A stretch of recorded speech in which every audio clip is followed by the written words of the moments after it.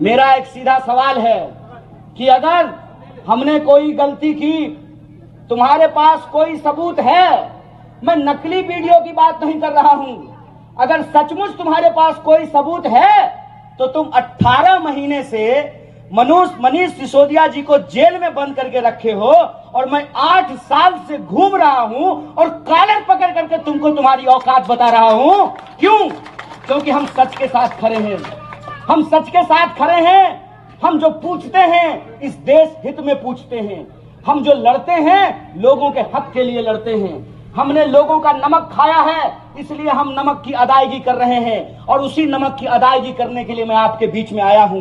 Congress party ने और India alliance ने मुझे उत्तर पूर्वी दिल्ली का प्रत्याशी बनाया है, लेकिन मैं आपसे कहता हूं कि एक व्यक्ति को एमपी बनाने का चुनाव नहीं है, एक पार्टी की सरकार बनाने का चुनाव नहीं है, किसी एक व्यक्ति को प्रधानमंत्री बनाने का चुनाव नहीं है। ये चुनाव इस बात का फैसला करने के लिए है कि इस देश में लोकतंत्र रहेगा कि नहीं रहेगा। यह चुनाव इस बात का फैसला करने के लिए है कि इस देश में संविधान रहेगा कि नहीं रहेगा। कैसी खुलेआम बेईमानी चल रही है। जिन लोगों पर ये आरोप लगाते हैं वो व्यक्ति अगर इनकी पार्टी ज्वाइन कर ले तो सारा आरोप धुल जाता है। मैं कहता हूं कि अगर केजरीवाल जी भाजपा के साथ गठबंधन कर लेते तो वो जेल में नहीं होते। अगर मनीष सिसोदिया जी भाजपा के साथ गठबंधन कर लेते तो वो जेल में नहीं होते। यह जो हमारी आंखों के सामने हो रहा है, इसका फैसला हम लोगों को करना पड़ेगा और हमको ये समझना पड़ेगा कि हम अपने कर्म से ही, गीता में यही लिखा हुआ है ना कि कर्म करो फल की चिंता मत करो। हमको अपने कर्म से ही अपने काम को सार्थक करना पड़ेगा। और इस एरिया में जो रहने वाले लोग हैं, जो 24 लाख वोटर हैं, उनको ये फैसला करना पड़ेगा कि वो बदलाव चाहते हैं कि नहीं चाहते हैं। अगर आप बदलाव चाहते हैं तो एक बदलाव के विकल्प के रूप में हम आपके सामने खड़े हैं। बोलिए, आप उत्तर पूर्वी दिल्ली में बदलाव चाहते हैं?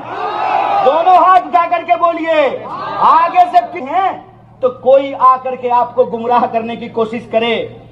सांसद महोदय आ रहे हैं और जब लोग उनसे पूछता है, आज आए थे वहां पुस्ता की सड़क पे सुबह पे और गली में घुसने का हिम्मत नहीं, पूछते कि साहेब गाना बजाना ही होगा कि सड़क भी बनेगी, गली भी बनेगा?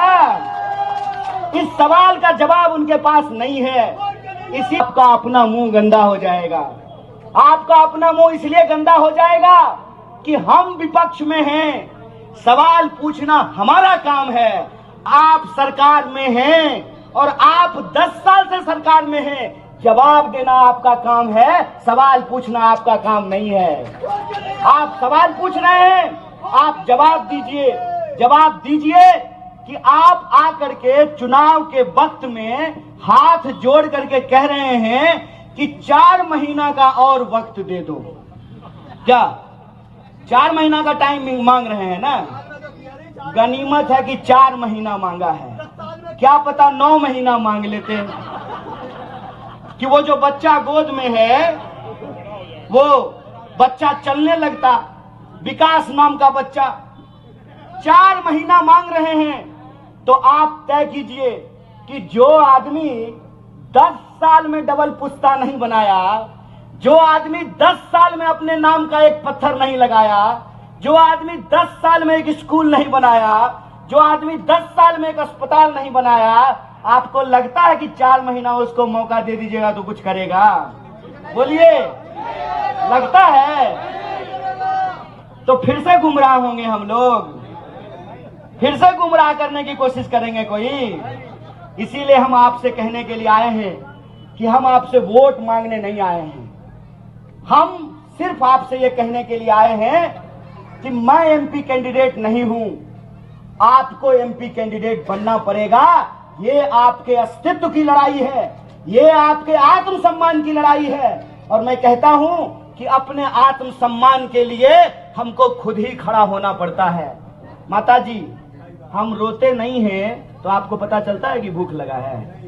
बच्चा रोएगा तब पता चलेगा कि भूख लगा है। इसीलिए हमको अपने हक में आवाज उठानी पड़ेगी। बोलिए, आप आवाज उठाने को तैयार हैं? उत्तर पूर्वी दिल्ली के लोग न्याय चाहते हैं। अगर न्याय चाहते हैं तो आप एमपी कैंडिडेट बनिए, घर घर जाइए, गली गली जाइए, लोगों से बात कीजिए और लोगों को कहिए कि 10 साल हमने किसी को मौका दिया, एक मौका किसी और को देखते हैं, काम करेगा तो ठीक, नहीं काम करेगा तो कान पकड़ करके इसको भी गद्दी से नीचे उतार देंगे।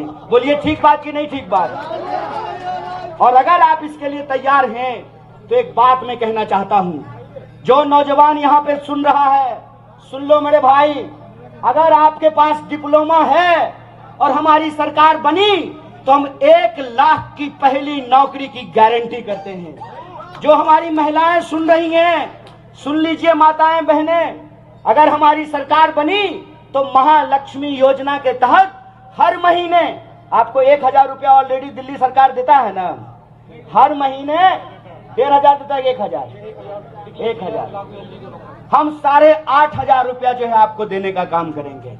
अगर हमारी सरकार बनी तो जो नौजवान है, जो विद्यार्थी पढ़ता है, सुनो मेरी भाई, अगर इस देश में बड़े पूंजीपतियों का कर्जा माफ हो सकता है, इन्होंने अपने दोस्त का, बड़े पूंजीपतियों का, बड़े धन्ना सेठों का 16 लाख करोड़ कर्जा माफ किया है।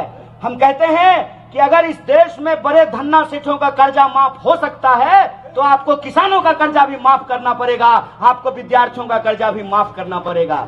जो विद्यार्थी लोन लेकर के पढ़ाई किया है उस तमाम लोन को हम जीरो करेंगे, उसका कर्जा माफ करेंगे। और कर्जा हम इसलिए माफ करेंगे कि कर्ज लेकर के बच्चा पढ़ता है, इंजीनियर बनता है, एमबीए करता है, लेकिन जब नौकरी ढूंढने के लिए जाता है तो उसको नौकरी नहीं मिलती है। तो हम विद्यार्थियों का कर्जा माफ करेंगे, तो हम नारी न्याय करेंगे, युवा न्याय करेंगे, किसान न्याय करेंगे, विद्यार्थियों का साथ न्याय करेंगे। और इस देश के अंदर रहने वाले जो 140 करोड़ लोग हैं, यह देश हम सब का है। यह देश जितना धनवानों का है उतना ही गरीबों का है। और चप्पल पहनने वाला गरीब का एक बच्चा आपसे वादा करता है कि हम अपना हक लेकर के रहेंगे। आप हमारी आवाज को ताकत दीजिए, संसद में आपकी आवाज गूंजेगी, संसद में आपकी मांग गूंजेगी और आपके हक और अधिकार के लिए अपने खून के आखिरी बूंद तक संघर्ष करेंगे। इसी आशा और उम्मीद के साथ कि इस बार आप बदलाव के पक्ष में काम करेंगे और उत्तर पूर्वी दिल्ली में बदलाव होकर के रहेगा। बोलिए, बदलाव होगा, परिवर्तन होगा।